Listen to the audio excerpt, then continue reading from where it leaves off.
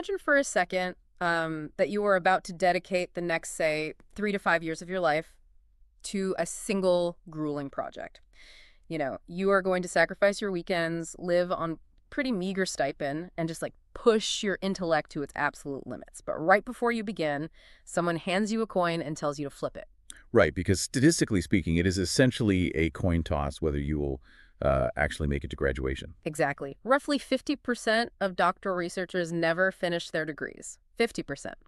When I first saw that statistic in our source stack today, I genuinely assumed it was a typo. Yeah, it feels like an impossible number, especially for an environment built entirely around high achievers. Yeah. I mean, when you consider the sheer volume of human potential tied up in that 50%, we aren't just looking at a mild attrition rate. No, not at all. We're looking at a massive systemic failure in how academic labor is structured.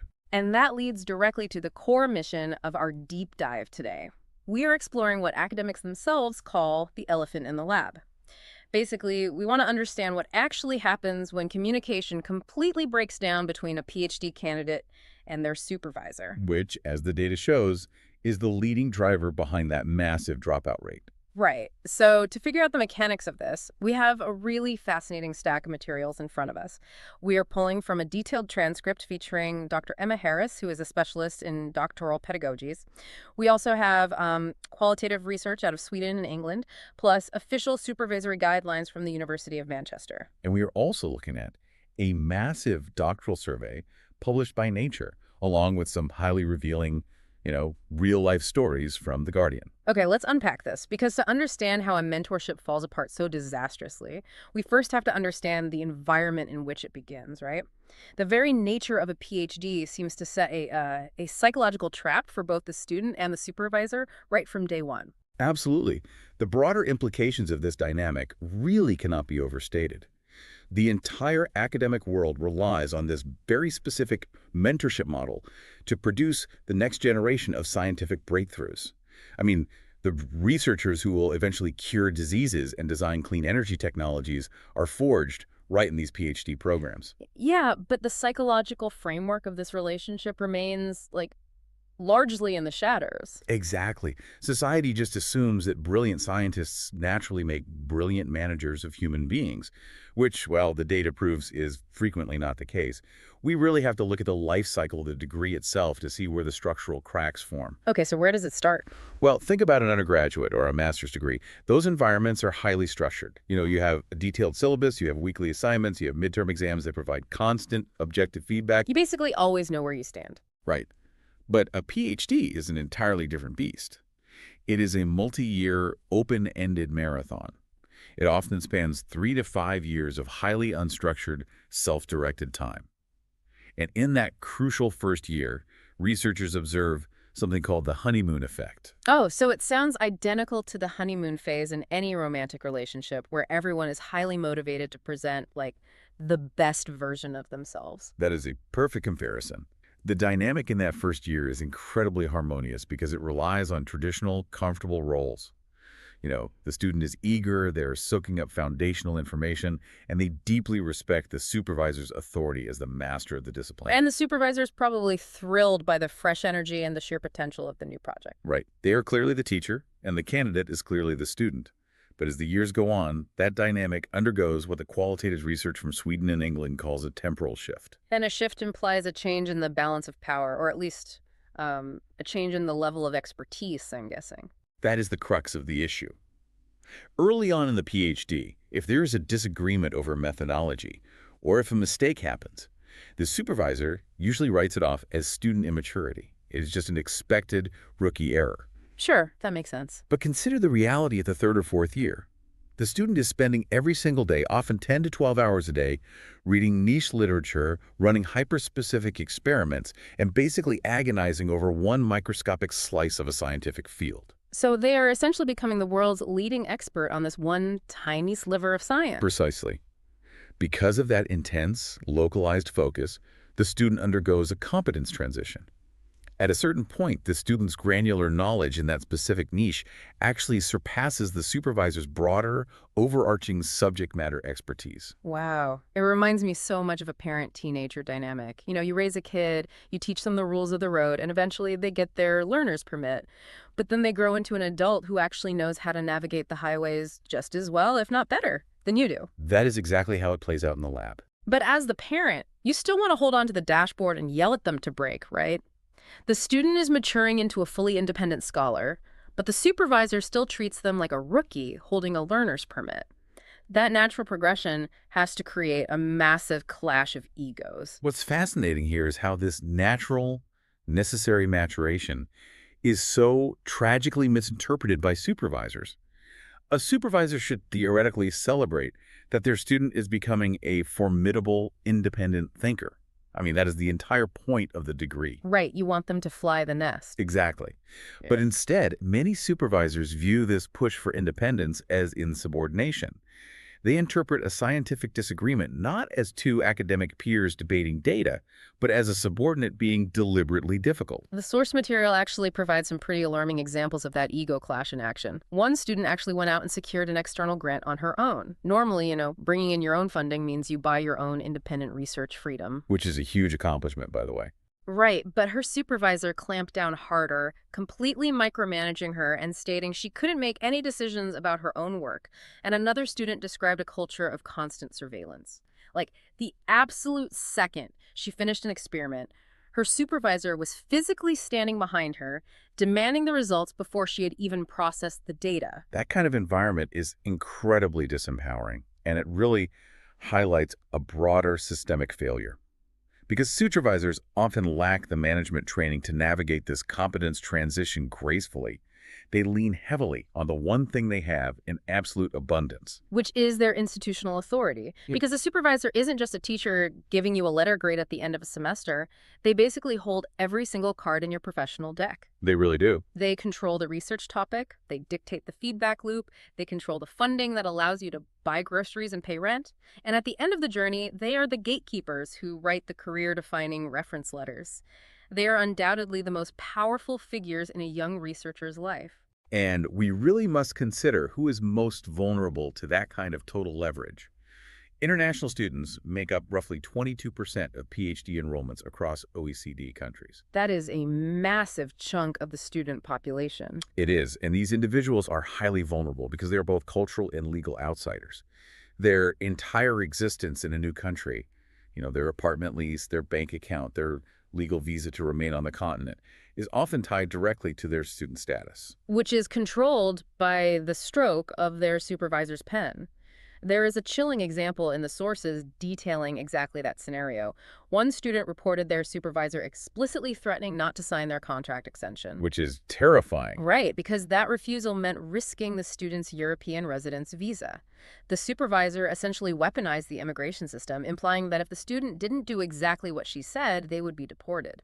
When a mentor uses a student's immigration status as a tool to force silent compliance, we have moved far beyond miscommunication or a clash of egos. That is a fundamental abuse of power made possible by a systemic lack of institutional oversight. I am struggling to understand the supervisor's perspective here, though. Like, if I am a world-renowned scientist running a highly competitive lab, isn't it my job to push my students to their absolute limits? Where is the line between a rigorous academic standard and outright bullying? I imagine a lot of people might wonder if these are just a few bad apples or if this is a genuine cultural rot. Well, distinguishing between rigorous standards and psychological abuse is critical. Rigor focuses on the quality of the work. Abuse attacks the inherent worth of the person. And the data clearly points to a systemic cultural issue rather than isolated incidents. Wow, really? Yeah, a major PhD survey conducted by the journal Nature revealed that 21% of doctoral researchers reported experiencing bullying. And within that group, nearly half, 48%, identified their supervisor as the main perpetrator. Wait, so nearly half of the bullying comes from the exact person designated to protect and guide them. That is wild. The Guardian stories we reviewed pull those statistics out of the abstract and show the actual human wreckage. They really do. Take Emma Baker's story, for example. Her experiments were failing. And in experimental science, testing the unknown means a vast majority of your attempts will fail. That's That is just the nature of the scientific method. right. Failing is part of the job description. Exactly. But instead of sitting down to troubleshoot the variables, her supervisor simply abandoned her. He just stopped showing up, leaving her to blindly bumble through a complex laboratory. And when she finally cornered him and begged for guidance, his response was, "Your experiments fail because you're bad." The psychological imprint of a statement like that from a revered authority figure is profound. I mean, a mentor's job during a failed experiment is to critique the methodology, not condemn the researcher. Yeah, Emma reported being left with this haunting internal narrative of being a bad scientist. The emotional toll of operating in that kind of feedback vacuum was so severe, it temporarily chased a brilliant mind entirely out of the scientific field. And then there is the story of Lucy Stewart, who was completely ignored for months by her supervisor. I mean, months of radio silence, which eventually led to severe clinical anxiety. Yeah, and we also read about Hannah Richards. She and her supervisor had fundamentally different working styles. But instead of finding a professional compromise, the supervisor forced Hannah into a tiny, rigid box of micromanagement. It wasn't just annoying for her, it completely stripped Hannah of her intellectual agency. Right. The cognitive dissonance of being a highly capable researcher, treated like an assembly line worker, eventually triggered severe clinical depression. Synthesizing these narratives really reveals a tragic pattern. We are looking at high-achieving minds, individuals who have excelled in competitive academic environments their entire lives, being systematically crushed. By the very people supposed to mentor them. Exactly. These supervisors might possess unparalleled genius in the laboratory, but they are demonstrating a severe lack of emotional intelligence. They simply do not know how to manage human beings. For anyone listening who is currently stuck in this dynamic where you feel completely paralyzed by your supervisor's behavior, the obvious question is, well, why not just speak up? Why not march into the dean's office and demand a change? But the sources highlight massive invisible barriers that make speaking out incredibly dangerous for a student's career. Right, and the official guidelines from the University of Manchester dedicate significant space to this exact paralysis. Seniority itself is a massive barrier. Oh, for sure. Picture a 24-year-old student confronting a world-renowned professor who might have literally pioneered the field they are studying. The fear of challenging someone with that level of prestige, combined with the terror of the professional retaliation that could follow, well, it effectively guarantees student silence. And the cultural chasms add an entirely different layer of complexity, particularly for the international students we discussed earlier. The Manchester case studies illustrate how communication styles diverge wildly across different cultures. They really do. Many international researchers come from educational backgrounds where challenging a teacher's authority is considered deeply disrespectful, or, where bringing personal problems into a professional laboratory is completely taboo. Like the case study of Jian from the Manchester Guide. It is a perfect illustration of how unspoken assumptions destroy relationships. Jian experienced a sudden, severe family emergency. Due to his cultural background, he felt it would be highly inappropriate to bother his supervisor with personal issues. Right, so he kept quiet, he tried to power through the crisis alone, and inevitably missed a major deadline. And the supervisor, operating completely in the dark regarding the family emergency, looks at the missed deadline and immediately constructs a false narrative. They assume Jian is just lazy, unprofessional, and incapable of managing the workload. So a massive rift forms over a complete lack of context. If Xian had operated in an environment where he felt safe enough to speak up, the deadline could have been renegotiated in 5 minutes. Exactly. The guide also details the case of Amy. Amy sat through a meeting where she received tough, constructive criticism on her methodology. The problem was she didn't actually understand how to fix the issues or implement the changes her supervisor was demanding. She was trapped in that fear of appearing stupid. Rather than asking for clarification and risking her supervisor's disdain, she just nodded, left the meeting, and stayed completely silent. Which is such a natural human reaction when you're intimidated. But by the time the next progress meeting arrived, her work hadn't improved. The supervisor became deeply frustrated, assuming Amy was stubbornly ignoring the feedback. When in reality, Amy was just paralyzed by a lack of understanding. The tragedy is that a simple, clarifying question like, "Could you demonstrate how you want this implemented?" would have bridged the gap completely. Here's where it gets really interesting. Because the sources don't just admire the problem, they actually offer concrete strategies for survival. If you are navigating a high-stakes mentorship dynamic and feel like you are walking on eggshells where every critique feels like a career death sentence, there is a way to protect yourself. Yes, there is hope. The materials outline a three-pronged practitioner's toolbox designed to professionalize the relationship and rebuild boundaries. Because diagnosing the psychological and cultural pitfalls is really only half the battle. Navigating them requires specific tactics. So let's get into it. The first prong of this toolbox centers entirely on formalizing communication and establishing rigid boundaries. The primary rule here is to stop relying on casual hallway chats to manage your degree. Oh, absolutely. Running into your supervisor by the coffee machine and chatting for 5 minutes does not constitute academic guidance. You must establish formal, recurring meetings. Whether that is weekly, bi-weekly, or monthly, it needs to be a protected block of time on the calendar. But setting a boundary only works if you can actually enforce it. And to keep those meetings from devolving into unstructured rants, you have to send an agenda at least 24 hours in advance. I find this tactic brilliant because it forces the supervisor to shift from reactive to proactive. Right. It keeps the meeting anchored to objective work, and it prevents the conversation from drifting into personal attacks. And additionally, you must set explicit working hours to prevent burnout. You cannot be available to answer emails at 2 in the morning on a Sunday just because your supervisor decides to work then. Enforcing those boundaries seamlessly transitions into the second prong of the toolbox, which is relentless documentation. Ah, yes, covering your assets. This is essentially academic self-defense, establishing an undeniable reality. Exactly. Following every single formal meeting, you must send a post-meeting email summary.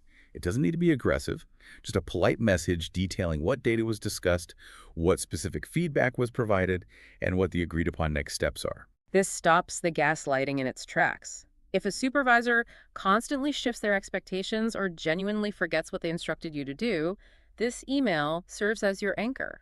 So when they ask why you didn't run a certain assay, you can point to the email and say, as we agreed on Tuesday, my focus was directed toward this other data set. It removes the ambiguity that toxic supervisors thrive on.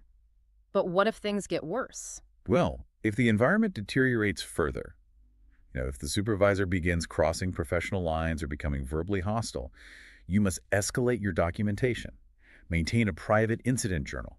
Log the dates, the times, the specific verbiage used, and know if any other lab members were present as witnesses. And the sources offer a crucial technical detail regarding this kind of evidence. Save it off server. If you are receiving borderline abusive emails, download them to a personal device, not a university-managed server. That is so important. Relying entirely on a university-managed server to store evidence of misconduct is incredibly risky if you suddenly lose your institutional login privileges during a dispute. Yeah, that would be a nightmare. If we connect this to the bigger picture, these practices, setting agendas, taking minutes, defining project scope, and establishing a paper trail, these are not just survival tactics for dealing with bad managers. They are fundamental project management skills that will serve a professional in any career, whether they remain in academia or transition to industry. It is entirely about professionalizing a relationship that has historically been treated as a feudal apprenticeship.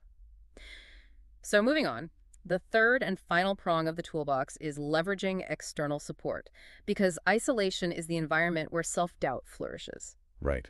The sources highly recommend a practice called peer calibration.